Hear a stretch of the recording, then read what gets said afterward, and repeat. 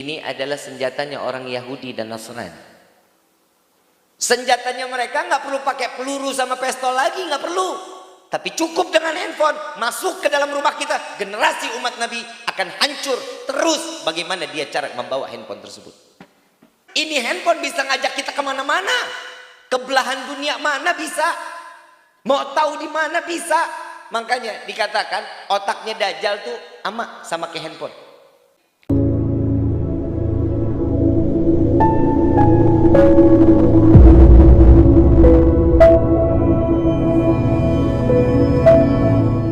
Hadirun jamaah rahimakumullah. Saya punya kisah. Habis lebaran saya kedatangan tamu. Sahabat saya, dia punya adik, dia mondok adiknya. Bib, saya bawa adik saya nih. Iya, kenapa? Tolong nasehatin dong. Adik saya nggak mau balik lagi ke pondok. Kenapa? Bosen. Ya iya, gimana nggak bosen? Orang 11 bulan di dalam pondok nggak boleh megang handphone. Begitu mau keluar di rumah 1 bulan, rusak 11 bulan. Betul nggak? Betul nggak? Yang rusakin siapa? Siapa? Orang tua. Kalau orang tua sayang sama anak, jauhi. Betul. Hadits Nabi SAW di dalam kitab karena Imam Bukhari mengatakan, ajarkan, didiklah anak-anak kalian sesuai dengan apa. Silahkan. Jangan dikira aman. Bu, Pak, jika kalian sayang sama anak, titip dengan penuh kasih sayang. Ikhlaskan, ridai. Kenapa? Selamatnya orang tua tergantung anaknya. Sekarang banyak orang matematika ditanya, lesnya bagaimana, bayarannya harus ada, tepat waktu. Bahasa Inggrisnya ditanya, bayaran 600.000 nggak pakai ngobrol, iya aja. Di Al-Ma'mur bayaran tahun, gimana ilmu pada mau berkah? Di sini bukan berarti nih Habib titipan dari Kang Iing ya, enggak. Bapak tahunya nyari duit buat bayar utang, yang ngutang ibu, yang bayar capek. Itu kerjaan lu, PA. Tugasnya bapak ya begitu, nyari duit banyak, habisin buat anak, buat bilang capek, rezeki mandek lu. Semalam saya lagi di Kota Baru, Kalimantan Selatan. Kemarin lusa saya masih di Kalimantan Selatan. Malam ini saya ada di Kuningan. Saya lagi bingung. Perasaan tuh tempat jauh banget. Tahu-tahu nih malam sudah di Kuningan lagi, luar biasa. Yang bisa saya bawa saya ke Kuningan ini apa? Ayo apa? Ilmu. Ilmu. Coba orang nggak bisa bikin pesawat, kapan gue sampai kemari? Ayo. Ilmunya ada, manfaat ilmunya kita pakai. Kalau kita dengan prinsip, wah bid'ah. Bayang lu naik kuda lu dari Kalimantan sampai kemari. Sampai sini jenggot panjang, rambut gondrong. Ilmu. Setiap sesuatu ilmu yang telah dititipkan oleh Allah, jika ibu, bapak sayang kepada anak, jaga anaknya. Jaga, Pak. Kenapa di dalam Al-Quran yang paling banyak ditegur lu laki? Mama cuma modal nyusuin, ngasih makan, empok-empok tidur. Bapaknya ngapain? Jangan cuma nyari uang, nasehatin, tanya Quran udah sampai mana, begitu pulang dari pondok sholatnya udah apa belum? Maaf, na'udzubillah min dzalik, kita punya anak lagi tidur di dalam rumah, di dalam kamar, rumah kita kebakaran. Kira-kira ini anak diselamatin apa enggak? Kok lo mikir, Pak lu? Yang namanya orang tua pasti bakal nyelamatin. Pasti. Walaupun bapak yang luka, bapak yang kebakar, ibu yang harus kebakar, ridho.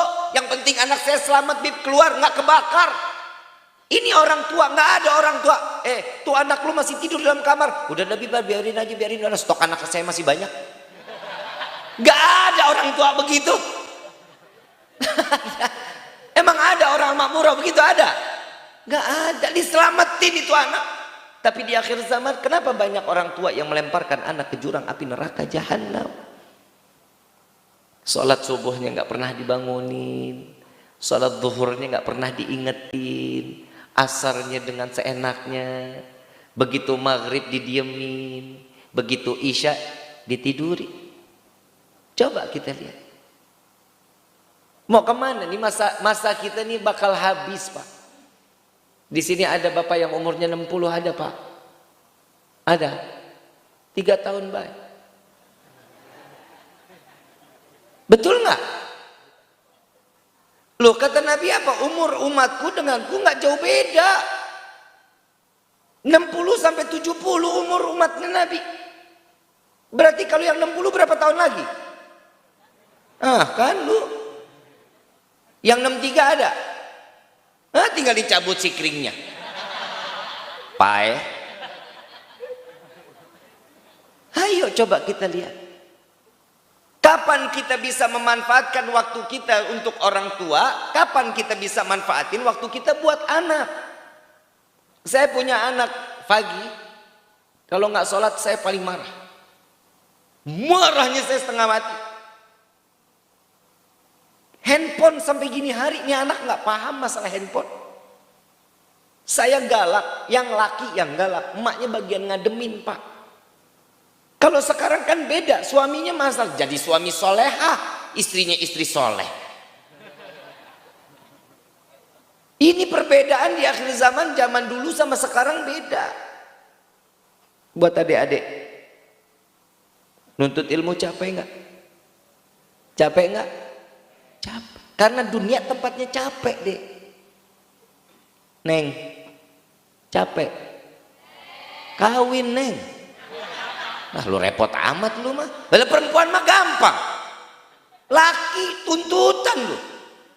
Laki tuntutan. Kalau kalian gak punya ilmu, perempuan mana yang mau? Wudhu kagak bisa. Sholat madep ke timur. Bapak mau punya mantu begitu, Pak? Di gua mah gua ogah.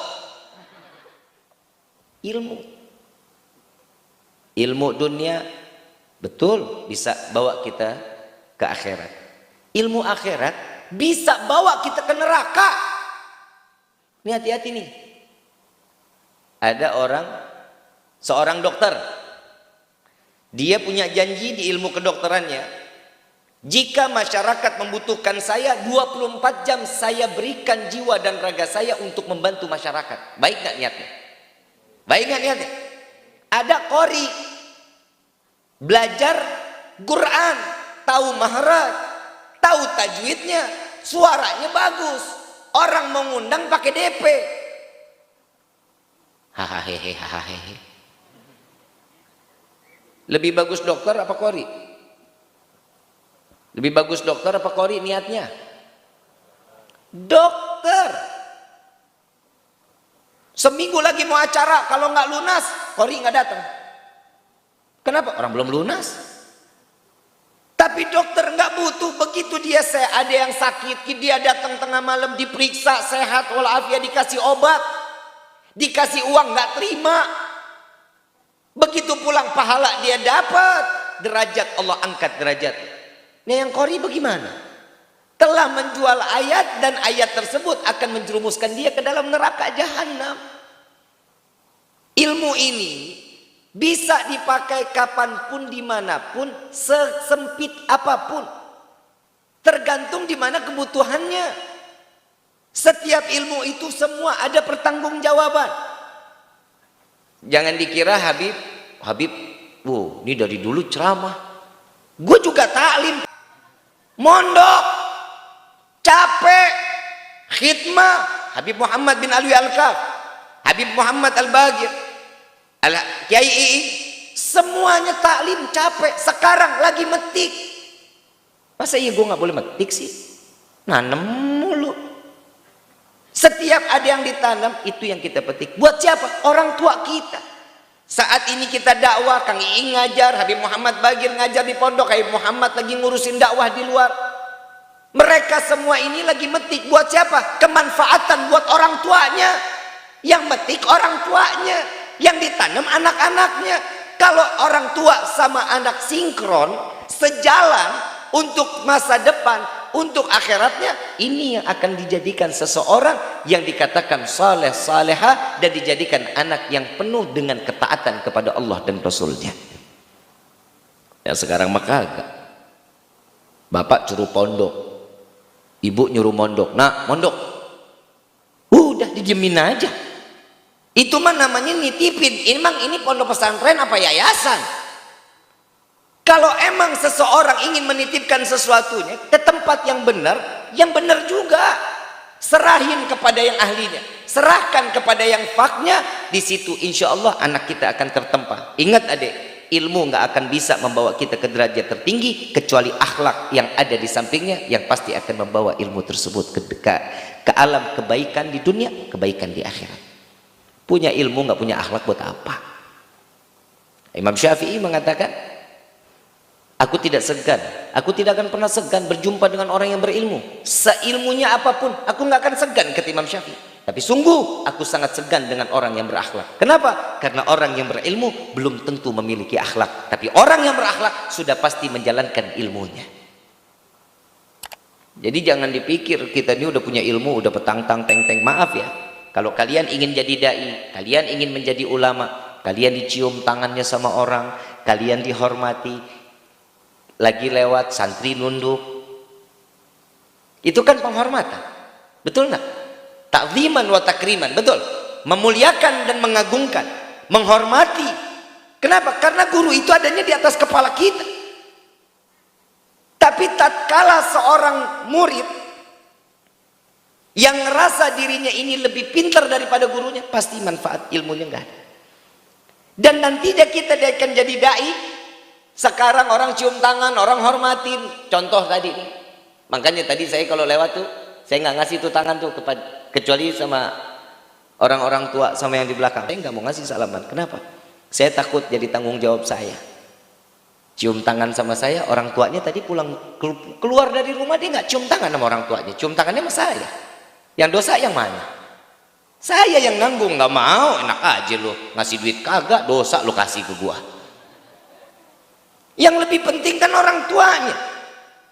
Sekarang orang yang namanya ulama semuanya dihormatin, dihargain, dijagain. Ya Allah luar biasa. Bukan karena ilmu mereka, karena mereka membawa ilmunya Nabi Muhammad. Begitulah dengan cara Allah memuliakan dan mengagungkan mereka.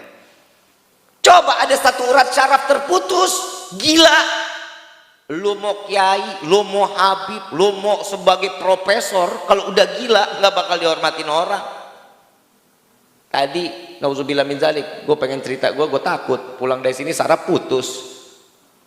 Saya datang ke sini, sekarang tadi kan dihormati, dihargai, ya disambut. Besok saya lewat lagi, saya gila, ada yang pada mau cium tangan sama saya. Songong lu. Lah, ke orang gila mau ngapain? Saat itu dia terjadi, dijaga anak orang tersebut karena ilmunya Nabi. Bu, Pak, kalian menitipkan anak di sini mengharap keberkahan ilmunya Rasulullah Sallallahu Alaihi Wasallam. Hargai, hormati. Saat anak pulang ke pondok, tolong handphonenya dijauhin, jauhin. Dek, ada masa kalian nanti tahu handphone. Ada masa tatkala kalian tahu, faham betul tentang handphone. Handphone bukan tempat main. Handphone bukan tempat mainan.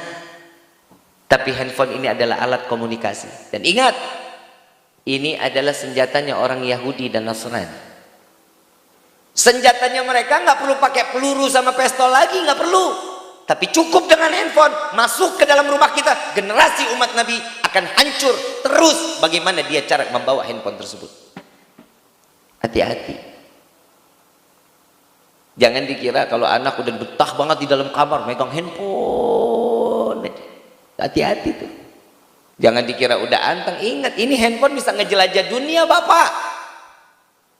Yang kitanya duduk di Kuningan, ini handphone bisa ngajak kita kemana-mana. Ke belahan dunia mana bisa. Mau tahu di mana bisa. Makanya dikatakan otaknya Dajjal tuh sama ke handphone. Mau bagaimana aja dia bisa. Ini hati-hati. Saya ada satu kisah. Tetangga saya, ini kehidupan nyata nih. Ini tetangga saya nih, punya anak perempuan 1, 5 laki.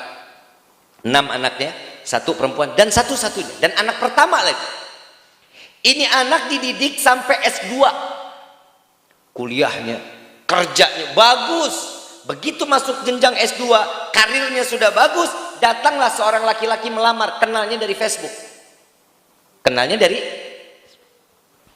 begitu kenal dari Facebook, ini anak laki-laki punya etikat baik menikahi putrinya, dilamar, dinikahi. Begitu dinikahi, acaranya di gedung, malamnya nginep di hotel, paginya orang tuanya datang bawain makanan, anaknya udah pada nggak ada, mantunya nggak ada, anaknya nggak ada, nggak taunya ini pengantin udah pulang ke Surabaya tapi nggak ngomong. Di sini adabnya ada nggak nih? Ini udah nggak ada adab. Tahun pertama Ramadan nggak datang, Idul Fitri nggak datang, Idul Adha nggak datang. Tahun pertama, tahun kedua, tahun ketiga, sampai 6 tahun putrinya nggak pernah datang, handphone yang nggak bisa dihubungi. Sampai punya anak 3, bapak sakit nggak datang, ibu sakit nggak datang, sampai bapaknya meninggal, kita yang ngurusin waktu itu, kita yang ngurusin. Begitu kita yang ngurusin, harus dimakamkan dengan cepat. Karena meninggal jam 5 sore, perkiraan kita malam ini juga harus dimakamin. Kenapa? Karena ada satu penyakit yang dapat merubah jasadnya lebih cepat. Jadi lebih cepat, harus lebih baik untuk dimakamkan. Sudah kita pasang dengan kafannya, udah rapi. Kita mau tutup, kata orang tua perempuannya, Habib jangan ditutup dulu ya. Kenapa? Anak saya yang perempuan lagi di jalan, katanya. Katanya belum pasti berarti. Kita tungguin. Saat itu bicara jam 9 malam. Kita tunggu sampai jam setengah 11 malam. Datang anaknya, nyelonong. Begitu kita bilang, ayo Fulana mau dicium nggak? Habis ini kita mau tutup. Dari tutup kita mau langsung kuburin. Dengan tangan di belakang mengatakan, enggak najis. Terperanjat semuanya, kaget. Saya tanya, kok najis ini orang tua? Enggak, ini kan bangkai. Orang tua dibilang bangke, najis. Ternyata dia kenal sama laki-laki yang beraliran beda dengan kita, yang menyatakan bahwa tidak sealiran, sama seperti terkena najisnya anjing. Kira-kira yang begini benar nggak tuh? Benar nggak? Kenalnya dari mana? Handphone. Neng.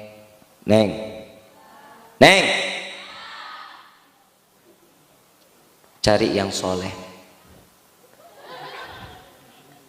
ya, yang baik, yang berilmu, yang berakhlak.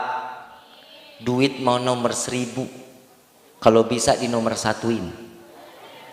Kenapa? Karena memang, maaf ya, ini maaf yang laki-laki nih, karena perempuan nggak butuh cinta, duit. Bapak nggak percaya? Bapak nggak percaya? Saya tanya, Bu, ibu butuh duit, butuh cinta, Bu? Tuh. Pokoknya orang ngundang saya, rumah tangga bukan makin tambah rukun, hancur. Duit, Pak. Duit buat apa, Bu?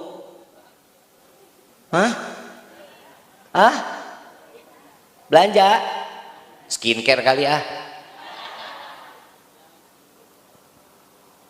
Rumah tangga ada ilmunya nggak, Pak? Ada. Emang kita cuma modal cespleng gitu, kawin selesai, oa selesai dah? Enggak. Ada ilmu. Sampai ulama mengatakan perempuan itu ibarat, perasaannya ibarat bagaimana cermin. Cermin kalau kita beli bagus, sempurna cerminnya, bagus nggak? Bagus. Kita ngaca ganteng banget kita, Pak. Bib, saya ngaca sama aja Bib, nggak ada ganteng-gantengnya, berarti mukanya yang salah. Perasaan perempuan di ibarat cermin, jaga hatinya perempuan, jaga perasaan perempuan, Pak. Itu tugasnya laki-laki. Ar-rijalu qawwamuna 'alan nisa. Ngayomin, jagain. Saya mau tanya, cermin saat kita beli sempurna, bagus nggak dilihat? Begitu jatuh, hancur nggak? Bisa kembali sempurna? Gak bakal. Begitu juga perempuan, Pak. Kalau hati perasaannya ini udah disakitin, perempuan paling gampang memaafkan. Tapi ingat, bekas lukanya gak bakal hilang sampai matinya. Ini perempuan, Pak. Saya ngomong alal hak aja. Survei membuktikan. Apa sih lu? Gue gak boleh banget ngomong begitu. Biar keren gitu dikit. Survei membuktikan, Pak. Perempuan itu kenapa perasaannya diibaratkan cermin? Karena perempuan gak pernah bisa berhenti ngelihat kaca, Pak. Bapak pernah ngelihat istri libur ngelihat kaca, Pak? Jawab. Pernah libur? Gak ada melek mata yang dia lihat. Kaca, bersihin belek. Masuk kamar mandi, mau mandi, ngaca. Bib, kamar mandi saya nggak ada kaca, air tergenang jadi kaca. Betul nggak? Itu perempuan. Keluar kamar mandi, pakai baju, dandan, pakai kerudung, keluar kamar, lagi sarapan. Tuh lihat, Pak. Padahal kaca di meja burek, Pak. Nggak kelihatan banget gitu, model mukanya nggak kelihatan, tetap masih ngaca. Selesai sarapan, keluar depan rumah, nengok jendela, pakai helm, naik motor, ada lampu merah, nengok sebelah kanan ada mobil. Tuh lihat tuh. Makanya laki-laki dikatakan oleh Rasulullah, jangan kalian berjalan di belakang perempuan. Karena perempuan itu perasaannya nggak punya konsisten, nggak ada konsistennya. Habib sok tahu, emang sen kanan belok kiri, sen kiri belok, tuh ada konsisten? Kagak. Perempuan kenapa nggak pernah konsisten? Karena hatinya labil, Pak.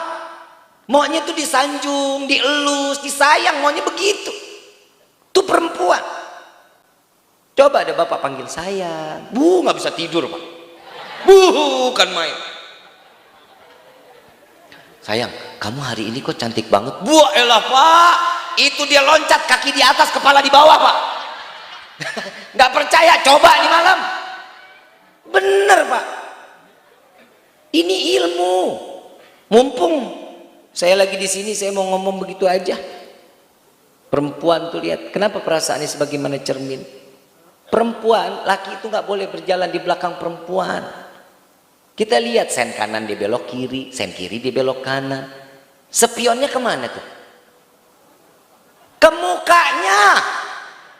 Gak bakal dia lihat spion ke belakang, gak bakalan, Pak.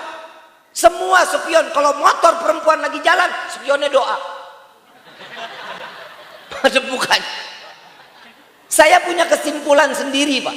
Saya punya kesimpulan sendiri. Ternyata, Pak, kenapa perempuan ini nggak menggunakan spion untuk ke belakang, Pak? Karena perempuan ini nggak pernah mau ngelihat masa lalu seseorang, yang dicari masa depannya, Pak. Ini perempuan, kalau kalian ingin menjadi masa depan yang baik, gandeng yang punya ilmu, yang berakhlak, yang soleh, yang kayak gua. Sorry, udah nggak ada lagi dong. Ibu bapak yang dirahmati oleh Allah, mudah-mudahan ilmu sedikit ini jadi bermanfaat. Insya ya Pak ya, Bu, jaga anak-anak kita. Doanya ibu, doanya bapak di rumah dalam keadaan sujud kepada Allah, Rabbi habli minas. Jangan pernah ditinggal tuh doa tuh. Rabbi habli minas salihin. Rabbana hablana min azwajina wa dhurriyyatina wa qurrata a'yun waj'alna lil muttaqina. Doa terus minta. Karena doanya orang tua buat anak nggak akan ada hijab. Pak, saya diajarin sama Habib Qures. Saya punya guru, saya punya orang tua. Beliau itu ngajarin kita, boleh tanya dewan-dewan guru lain.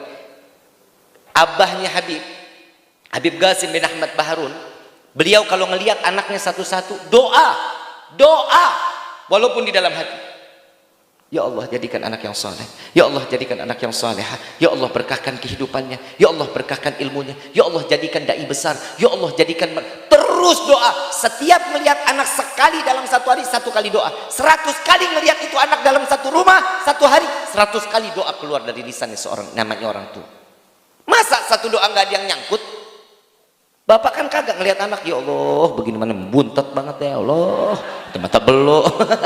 Jangan. Doanya yang baik-baik, Bu. Doanya yang baik-baik, ya. Insya. Jazakumullahu khairan jazaa. Wassalamualaikum warahmatullahi